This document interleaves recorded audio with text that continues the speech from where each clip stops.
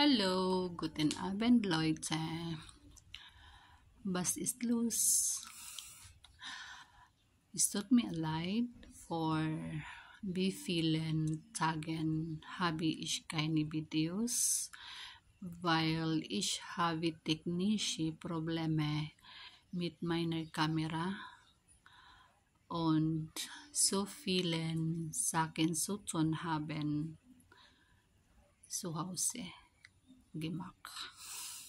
Ja. Und heute, das Wetter ist schlecht. Ja, deshalb ich fühle mich nicht gut. Bis morgen. Ciao, ciao. Vielen Dank.